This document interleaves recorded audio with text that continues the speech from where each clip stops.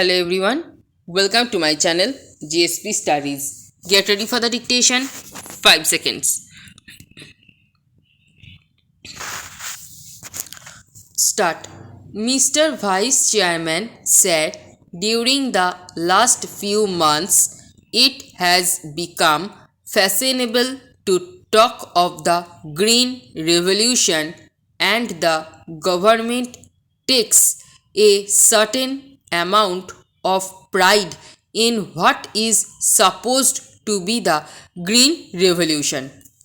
But there has, in fact, been no green revolution in the country. It is correct that last year we had a record production of food grains, but the fact remains that the current year's production is not expected to be of that level. It is now not expected to be equal to that of the last year, and an additional fact is that PL 480 food grains continue to be imported in this country.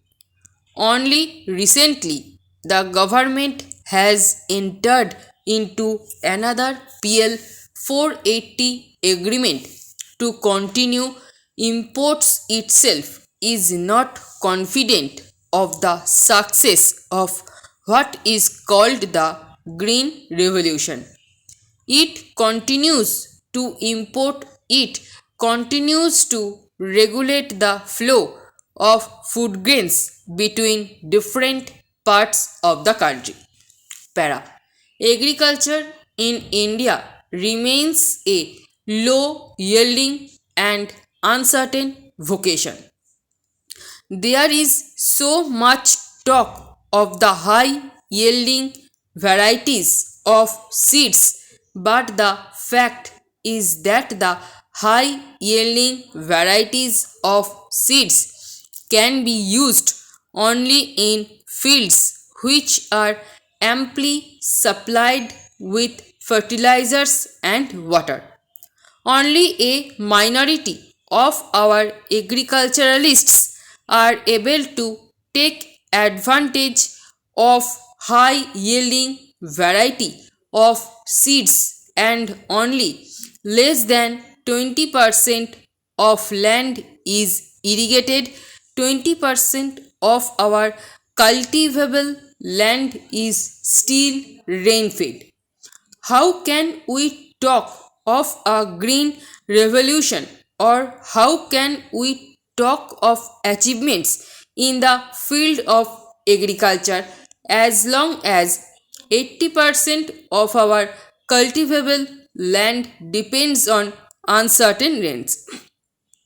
Neither chemical fertilizer nor high yielding varieties of seeds are available to those who cultivate the 80% of the land. What has happened is this, that the better of peasants or agriculturalists who have well irrigated land and their own resources to put in fertilizers and other inputs have benefited from the introduction of chemical fertilizers and high yielding varieties of seeds. Stop para. What is called Green Revolution is in fact an unfinished revolution, and the need is to evolve new strains which will be suitable for the rest of our cultivable land. The need is to arrange for more irrigation. The need is to make credit and inputs available to the poorer sections of the peasantry. That is not being done. The agricultural strategy evolved during the last few years has escaped more than 80% of our agriculturalists and 80% of our land. Therefore, I support the demand made in the country that there should be an agricultural commission to look into the whole agriculture strategy and evolve in agricultural policy which will benefit the poorer sections of the cultivators, as the present strategy has helped only the richer sections of the cultivators. It has not at all helped the poor farmers. Para. Said, in this connection, I cannot but take note of what the Public Accounts Committee has recently suggested. The Public Accounts Committee appears to be dominated by profit motive. They have recommended the winding up of the famous Suratgarh state farm because according to the Public Accounts Committee it is not profitable. I am of the Public Accounts Committee. We must accept this recommendation. The Suratgarh farm was developed on wasteland, land which was not found cultivable by any cultivator.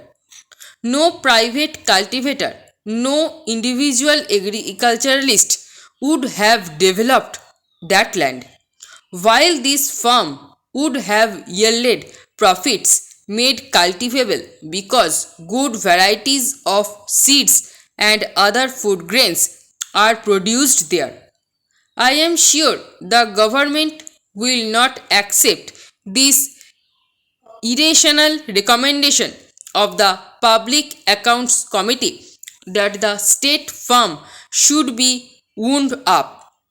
There is, however, a welcome proposal from the government to set up a state farm corporation for running the present state farms and others that may be set up.